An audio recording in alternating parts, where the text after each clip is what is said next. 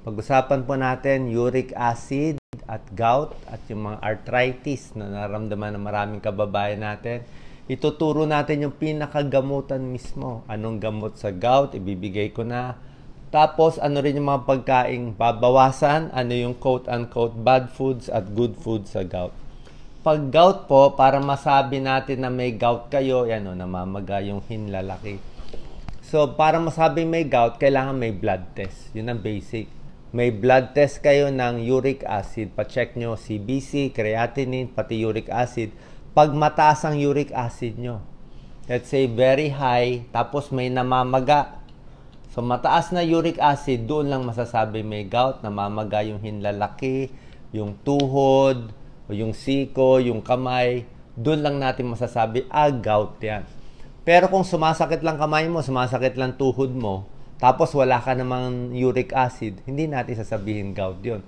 Mas malamang osteoarthritis or arthritis ng pagka-edad.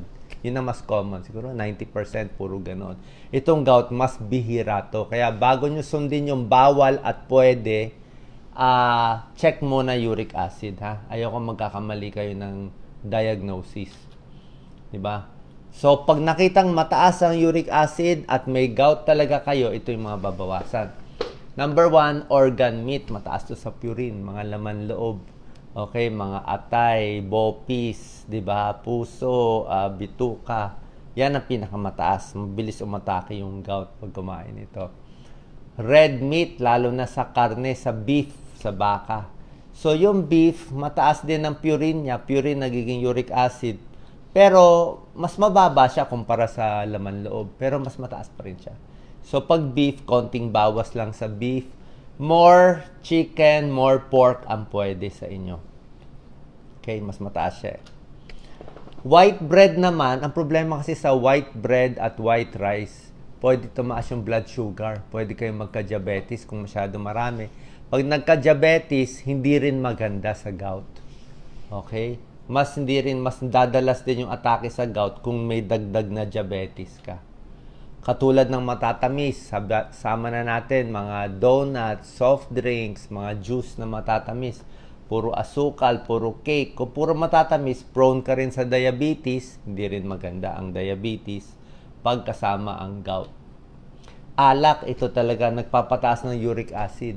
Pag uminom tayo ng beer, ayan 6.5% tataas yung uric acid. Kahit yung mga non-alcoholic beverage, yung yeast ang nagpapataas. 4% tataas uric acid mo. Kaya yung iba na may gout, kumain ng laman loob, pulutan, sinabayan ng alak, mamaya atake na. Sobra na sakit yung paa, sobra na sakit yung tuhod, hindi na makalakad. Kasi napuno na ng uric acid crystals sa pagkain. Ito ang problema natin sa gout. Mga seafoods generally mataas sa purine at uric acid. Pwede naman kumain pero lilimitahan. Ang pwede lang siguro konting hipon, crab siguro, oyster konti, isda, salmon konti. Pero yung basically konti lang. Kasi pag maraming seafoods, nakakataas din ng uric acid. So, paano gagawin natin? Kailangan natin yung seafoods, di ba? Kailangan natin yung omega-3 fatty acids, fish oil. Pwede mag-fish oil supplement. Pwede magdagdag kayo ng fish oil supplement para makakuha ng omega-3 fatty acids at konting isda na lang ang kakainin. Mas bawas. So, ito yung mga bawal na sinabi ko sa inyo. Hindi naman talaga bawal. Babawasan. Matatamis, beer, alcohol, laman loob. Diba sinabi ko sa inyo, beef, laman loob, tsaka mga seafoods. Yan ang 4 na worst foods for gout. Yung mga mabubuti naman, ituturo ko sa inyo. Actually, ito na po yung parang Bible. Nakalista na lahat to. Ito, very high. Iwas, bawas. Moderate, pwede kumain. Tamang dami. Ito, okay, kahit maraming kainin mo. So, ang mga matataas talaga, laman loob, sardines, beef, bacon, turkey, mataas alcohol. Moderate, pwede na chicken, shrimp. Ito, mga beans, munggo, beans, pwede po. Ito, moderate siya. Hindi bawal. Hindi bawal ang munggo sa gouty arthritis. Sa ordinary arthritis, pwede ang munggo. Nagsabi ng mga rheumatologist, yung mga expert natin sa rayuma, pwedeng-pwede ang monggo. Kasi nagbawas ka ng beef Nagbawas ka ng protina sa beef steak So, kailangan palitan mo ng protina sa gulay, which is monggo. Ito, low, mga pwede kainin. Tuturo natin Pag nag-low purine diet kayo, pag sinunod mo tong diet, bababa uric acid, papayat, pwede mabawasan ng gamot. Ito yung advantage. Pag pumayat, malaking tulong sa pagbawas ng atake sa gout. Ang disadvantage lang is, syempre, konti lang makakain mo, lalo na seafoods, di ba? Bago kulang tayo ng pang seafoods na omega-3 sources, mag-fish oil supplement na lang. Tsaka, kahit magbawas ka dito sa pagkain, pag umatake ang gout, usually, kailangan nyo pa rin ng gamot. Ituturo ko mamaya yung pinakagamot, anong generic, anong dosis ng gamot sa gout na kailangan ninyo. Dito naman tayo sa good foods. Lahat ng citrus fruits, pwede po. Lahat po yan, napakaganda. Nakakababa pa ng uric acid yan. Mga orange, lemon, calamansi, dalandan, suha, strawberry. Pwede po yan. Okay, low-fat yogurt, milk, pwede rin yan. Nakakababa din ng uric acid. Avocado, pwede, may antioxidant, may vitamin E.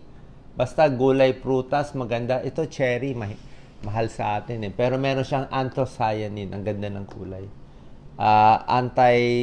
Iwas sa pamamaga. Tulad po na sinabi ko, monggo at beans pwede. Ayan Kailangan mo ng protina Ang meat, hindi ka na nga binabawasan mo yung meat galing sa hayop Kaya yung protina mo, kunin mo na sa peas, beans, lentils, dito mo kukunin.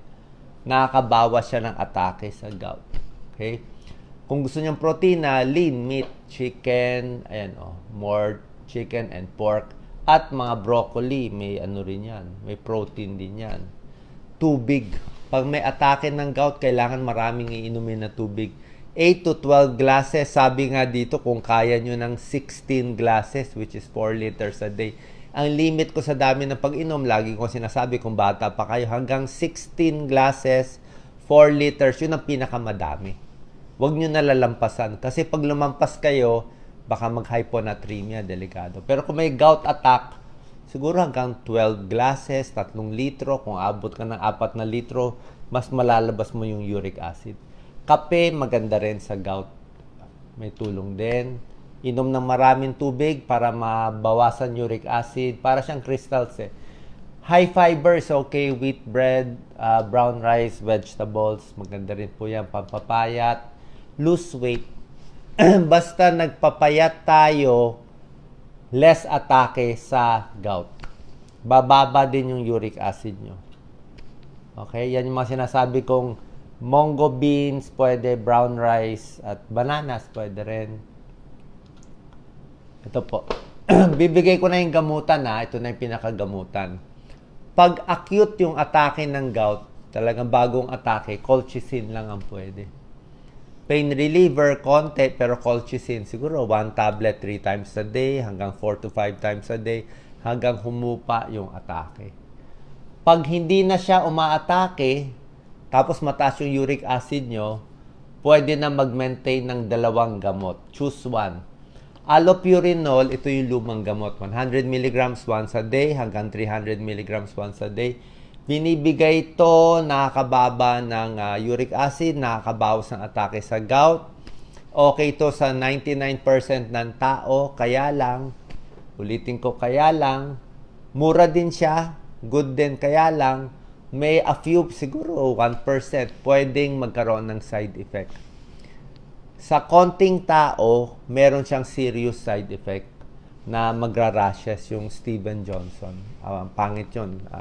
Pag na-tsambahan doon, hindi maganda. Kaya nga, kanino mo bibigay ito? Bibigay mo yan, doon talaga sa may gout.